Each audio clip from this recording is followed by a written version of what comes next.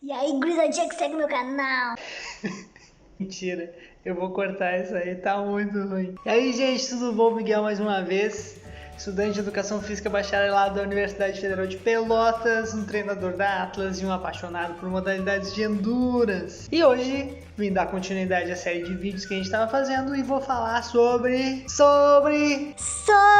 adaptações fisiológicas decorrentes do treinamento de corrida.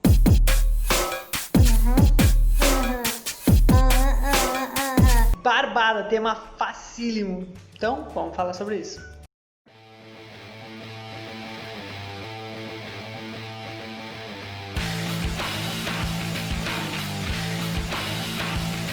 Então, eu vou abordar aqui as principais modificações fisiológicas decorrentes da prática de corrida de rua. É importante ressaltar aqui que todas essas adaptações elas estão interrelacionadas, elas são dependentes umas das outras. Então a gente vai conversando sobre elas de forma que elas se complementem. Então a gente vai falar sobre adaptações hormonais, músculo-esqueléticas, cardiovasculares e neuromusculares. 4 tipos de adaptações que a gente vai conversar hoje.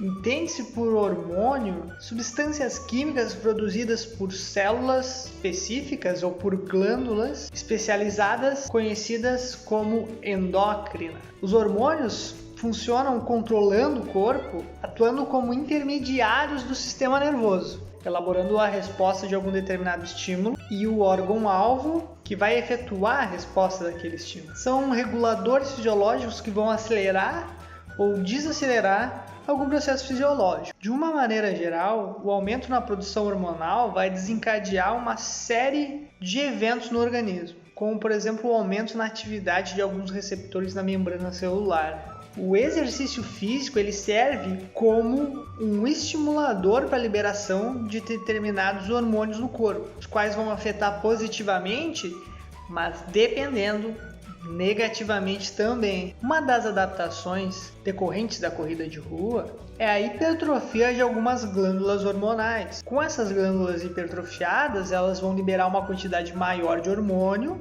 o que pode promover uma melhora na utilização das reservas energéticas, aumentando assim o desempenho dos corredores. Vamos separar aqui essa parte hormonal em alguns hormônios que são mais importantes para nós. Mais importantes.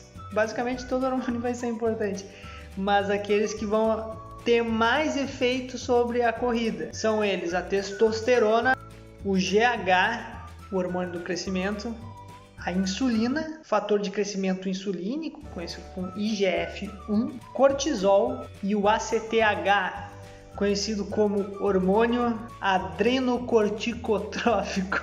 Pô, é difícil falar isso aí.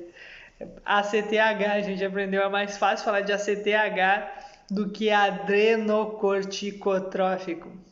Foda. Então, começando com a testosterona, um dos principais hormônios anabólicos do corpo. É secretada nos testículos pela célula de Leydig. Vou pôr aqui em algum canto? No testículo? Mentira. Controladas pela glândula pituitária anterior, que se liga ao hipotálamo pelo pedúnculo hipofisário. Ela estimula as células de Leydig a produzir esperma. A TST, obviamente, também está relacionada ao processo de hipertrofia muscular. Teve um estudo não muito novo, de 2006, que demonstrou diferença significativa no aumento da concentração da TST, da testosterona, após um protocolo de exercícios aeróbicos. Tem estudos que demonstraram que o treinamento de endurance com predominância metabólica aeróbia, ao contrário do que se pensava, é capaz de promover anabolismo muscular. Esse processo ele não vai se dar através da hipertrofia muscular, mas sim do aumento na expressão das enzimas aeróbias. Com isso, tem também melhoria no sistema de fornecimento de energia e o aumento da resistência ao cansaço, além da melhora na recuperação pós-treino. Então, correr não vai te deixar um frango, correr vai te deixar forte, preparado para a vida. Próximo hormônio GH, o hormônio do crescimento, secretada pela glândula pituitária anterior, estimula a liberação de IGF-1 pelo fígado. A liberação de GH é controlada e regulada pela somatostatina e pelo GHRH. São peptídeos hipotalâmicos. O GH ele vai agir na lipólise e no crescimento muscular por meio do IGF-1. Na corrida, o GH vai ajudar nesse processo de expressão das enzimas aeróbias, acarretando um aumento no desempenho pela melhoria da utilização dos substratos para o exercício. Além disso, alguns estudos apontam o GH como um tipo de conversor na utilização de substratos durante o exercício. Teve um estudo que demonstrou que a liberação de GH após 20 minutos de atividade ocasionou a troca do macronutriente carboidrato por lipídio, ou gordura propriamente dita, como combustível do exercício. Na rota metabólica, aquela que a gente aprendeu no vídeo anterior, 2 vídeos atrás. Se você não sabe o que a gente está falando, volta lá pro metabolismo aeróbio, tá? De boas. A economia na glicose é fundamental para evitar a fadiga no sistema nervoso central. Lembra que o nosso cérebro, como a gente aprendeu anteriormente, utiliza basicamente glicose, basicamente não, só glicose para se alimentar. Próximo hormônio, a insulina. Hormônio liberado pelo pâncreas que juntamente com o glucagon regula a glicose sanguínea e o metabolismo de ácidos graxos. No que diz respeito à corrida, a insulina tem um fator muito importante, que é o de suprir a degradação muscular no período de recuperação pós-exercício, afetando positivamente a síntese proteica através do RNA-M, ou RNA mensageiro, e a sua expressão no músculo esquelético. Treinamento de corrida aumenta a resistência à insulina, fazendo com que se potencialize a sua ação. Próximo, cortisol. Cortisol é um problema. Transtornos como estresse, má alimentação, cargas excessivas de treinamento estimulam a glândula pituitária anterior, que dá comando ao córtex adrenal para que libere o cortisol. Na célula, esse hormônio vai se ligar a um receptor e vai afetar negativamente o RNA mensageiro, acentuando a degradação proteica. Então vejam bem, o problema não é o treino de corrida, é o treino de corrida mal feito. Entretanto, esse hormônio não tem apenas efeitos negativos na performance. Ele ajuda também no fornecimento de oxigênio e energia, além de estimular o coração pela ação das catecolaminas circulantes e o cérebro. A hidratação parece ter uma influência significativa na liberação de cortisol. Atletas de corrida com menor índice de hidratação apresentam maiores concentrações de cortisol quando comparados com atletas mais bem hidratados. Conversamos já sobre hidratação. Aqui tem mais um fator em que é expresso a importância da hidratação. Só fazendo um pequeno parênteses aqui, a gente falou bastante sobre RNA mensageiro. O RNA mensageiro ele vai carregar a informação do DNA para o ribossomo, no qual ocorre a síntese proteica. O RNA mensageiro é o verdadeiro molde da síntese proteica, diretamente envolvido no processo de hipertrofia muscular. Agora vai aparecer um monte de blogueira dizendo que consegue sintetizar RNA mensageiro para ficar grande. Aplique RNA mensageiro direto no músculo. Deus, cara, deve ter alguns picareta que fazem isso aí, certo? Aposto. Vou procurar no Google. ACTH, hormônio adrenocorticotrófico. Situação de estresse, exercício em excesso e má alimentação vão provocar a liberação do ACTH pela glândula pituitária anterior. Ele vai viajar pela corrente sanguínea até as glândulas adrenais, estimulando a liberação de cortisol. Esse, por sua vez, vai ajudar na oxigenação, no fornecimento de energia, no estímulo do coração e do cérebro, além de promover o catabolismo muscular. Existem evidências que mostram que a quantidade de ACTH, assim como de cortisol, diminui no período pós-corrida. Mas tem estudos também que demonstram exatamente o contrário, que mesmo no período pós-corrida, esse hormônio ainda está presente, ainda existe liberação desse hormônio. Então existe bastante discussão sobre isso, mas ela vai, obviamente, você tem que levar em consideração alguns outros efeitos, como a carga de treino, a intensidade de treino, tudo isso vai influenciar nessas liberações hormonais. Vamos falar agora sobre as próximas adaptações, as músculo-esqueléticas. As adaptações músculo-esqueléticas do treinamento de corrida vão acontecer basicamente do mesmo jeito que o treinamento de força. O estímulo regular, oriundo das sessões de treino, aprimora a coordenação intra e intermuscular, além de melhorar a capacidade de recrutamento de fibras musculares. Por meio dessas adaptações, o indivíduo melhora a sua economia de corrida, ou seja, gasta menos energia para fazer aquela tarefa, melhora a sua velocidade, que é percorrer uma mesma distância num período mais curto. Estudos mostram que corredores de longas distâncias têm maiores limiares de fadiga muscular quando comparados com velocistas, por exemplo. Outra adaptação oriunda do tecido muscular envolve a capacidade de armazenamento de glicogênio. Weineck, nesse livro aqui maravilhoso, fala que quanto maior o depósito de glicogênio, melhor o desempenho nas atividades de resistência em alta intensidade. Com treinamento regular e a dieta adequada, que a gente viu no capítulo anterior, a capacidade de reservatório muscular de glicogênio pode aumentar em até 100% dos valores se comparados com os valores iniciais. Dessa forma, o corredor, mesmo durante corridas intensas, não vai ter suas capacidades motoras reduzidas. E esse é um fator fundamental para se evitar lesões causadas pela fadiga. Outra adaptação importante a ser considerada é o aumento na utilização do metabolismo de gorduras, uma vez que o tamanho e o número de mitocôndrias nas células musculares aumentam significativamente com o treino aeróbio regular. E acreditar que teve gente por aí tentando provar que o aeróbio engorda. Sério? Isso é sério. Acredite em mim. Teve gente querendo provar que o aeróbio engorda. É o contrário do que todas as evidências mostram. Às vezes eu me irrito, isso nem tá no texto, mas veio na minha cabeça, eu me lembrei agora e me deu uma irritação. Por fim, mais uma adaptação muito importante nos músculos ocasionadas pelo treinamento de corrida é a capacidade na eliminação de lactato. Eliminação é uma palavra meio ruim. Na utilização de lactato e eliminação também. Com isso, o atleta ele vai conseguir se manter mais tempo em uma atividade de alta intensidade. Além de estar utilizando esse lactato como fonte de fornecimento de energia também, em alguns casos. Vamos para a próxima adaptação.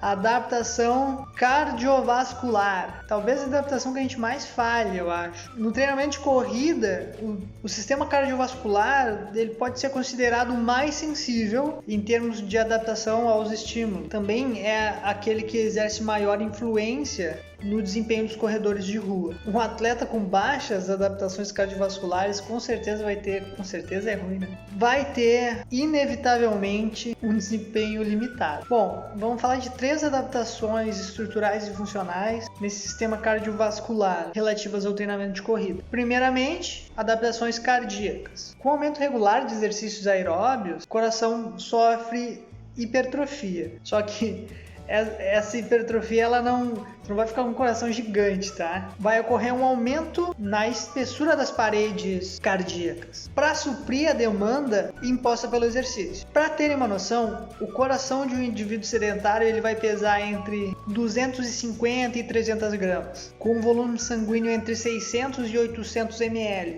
por minuto. Já uma pessoa treinada pode ter um coração de 500 gramas e o volume sanguíneo de injeção de quase 1,2 litro por minuto. Coração lindo, grande, saudável, forte, potente, bombeando sangue. O aumento do volume sanguíneo decorrente dessa hipertrofia muscular é fundamental para que haja maior fornecimento de oxigênio para os tecidos musculares. Outro efeito positivo acarretado por essa adaptação é a redução da frequência cardíaca em atividades submáximas ou em repouso, uma vez que o coração trabalha com uma melhor eficiência mecânica. Basicamente, eu tenho um coração maior e mais forte, eu consigo bombear mais sangue com menos batimentos. Basicamente isso. Só lembrando, existe uma doença que aumenta o tamanho do coração, mas não é a mesma coisa, pelo amor de Deus. Preste atenção.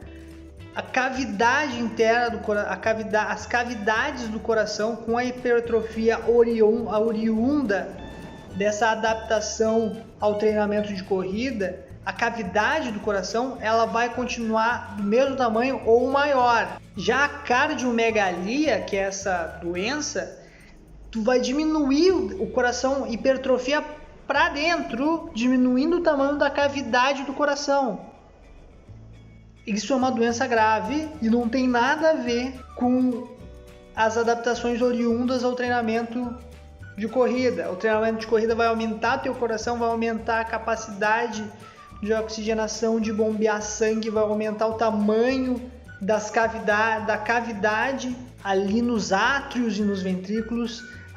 A espessura da parede do coração vai ficar mais forte e as cavidades vão ficar ou do mesmo tamanho ou maiores, proporcionando assim uma melhor circulação.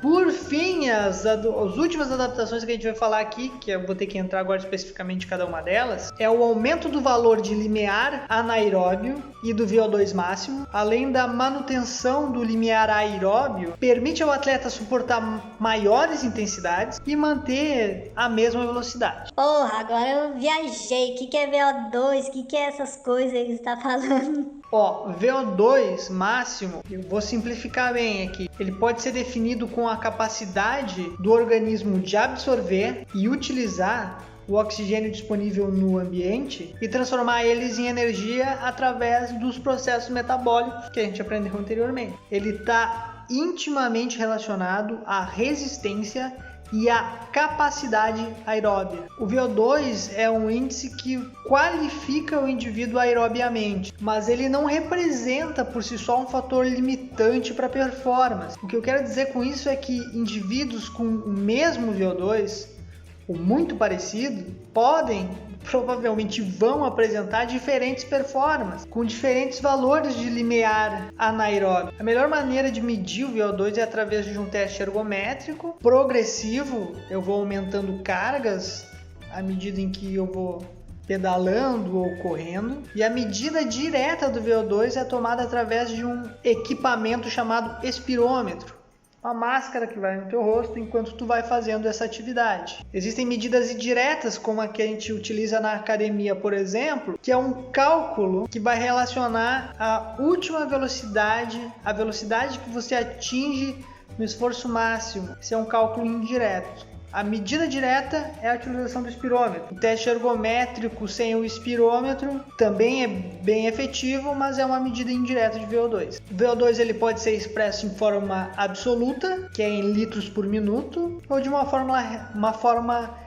relativa, que é mililitros por quilo por minuto. Limiar anaeróbio, por sua vez, pode ser definido como o limite no qual se inicia a produção de energia pela via anaeróbia. Ele também pode ser entendido como ponto de desequilíbrio entre a produção e a remoção de lactato. Ou seja, eu estou produzindo mais lactato do que eu estou conseguindo remover. Quanto maior o limiar anaeróbio do indivíduo, maior a capacidade de desempenho, de resistir e de utilizar esse lactato. Lembrando, muito importante, lactato não gera dor muscular. Se alguém falou isso para você, se um professor falou isso para vocês, esse professor precisa de um professor. O que vai causar a dor muscular é um fator chamado de acidose muscular. Só que ela ocorre pelo acúmulo de hidrogênio protonado, H+. É o H+ que gera dor, certo? Não é o lactato. O lactato serve para gerar energia quando o suporte aeróbio não consegue dar conta. O limiar anaeróbio também pode ser calculado pelo teste de ergoespirometria ou espirômetro. Também pode utilizar ele para calcular o teu limiar anaeróbio. limiar aeróbio determina a carga máxima que um indivíduo pode utilizar em seus exercícios, em seus treinos, sem que haja a produção excessiva de lactato. Quando o aluno treina dentro do limiar aeróbio, ele melhora a capacidade de gerar energia, pois a oferta de oxigênio é melhor e ele não vai necessitar de solicitar energia para o sistema anaeróbio, por exemplo, no metabolismo de glicose anaeróbio. Certo? Voltando, falando sobre adaptações pulmonares, então, os pulmões também vão sofrer influência positiva do treinamento aeróbio de corrida. Se o teu aluno está em fase de crescimento, isso pode estimular o crescimento da caixa torácica e do volume pulmonar. Isso vai resultar na redução da frequência respiratória, tanto em repouso como durante exercício. Com menos ciclos, eu consigo dar o aporte de oxigênio suficiente, porque eu tenho uma maior capacidade pulmonar, de volume no caso. Lembrando que o volume pulmonar é uma coisa, e a capacidade de utilizar o oxigênio está ligada ao VO2. Obviamente, quando você treina corrida, tu está treinando tudo isso ao mesmo tempo. Tá? Não se preocupe. Adaptações dos vasos sanguíneos. Com o treinamento aeróbio, há um aumento na demanda de sangue para os músculos de forma geral, já que há um aumento no número de capilares. Uma demanda sanguínea maior visa promover uma maior irrigação à musculatura e uma melhor oxigenação, uma maior oxigenação também. Além de otimizar, a remoção de metabólicos oriundos do treino. Por exemplo, os íons de hidrogênio protonado, que a gente acabou de falar. Indivíduos treinados podem aumentar mais de 40% a quantidade de capilares nas fibras musculares. Quanto maior é o nível de treinamento do indivíduo, maior a densidade capilar apresentada. Muito bem, por fim, bem rapidinho, porque esse é um assunto muito legal e pode demandar um outro vídeo, adaptação neuromuscular. Para quem não sabe, conversamos sobre isso no podcast da Atlas, com o Vitor. Procura lá, dá uma escutadinha, tem mais assunto, tem mais isso sobre lá, tem mais coisas sobre esse assunto lá. Me enrolei aqui para falar. Quando eu não sigo o texto, eu me enrolo. Um alto volume de treinamento melhora o padrão de recrutamento de fibras específico. Nesse caso da corrida, fibras de tipo 1. Fibras do tipo 1 são fibras de contração lenta, participam do sistema oxidativo e são recrutadas em atividades de longa duração e baixa intensidade. Só para vocês entenderem, fibras de tipo 2A, por exemplo, são fibras de contração rápida, participam do sistema glicolítico com alguma característica oxidativa. São recrutadas em atividades como a musculação, por exemplo. Fibras do tipo 2X também são fibras de contração rápida, participam do sistema glicolítico e são recrutadas em atividades como de velocidade.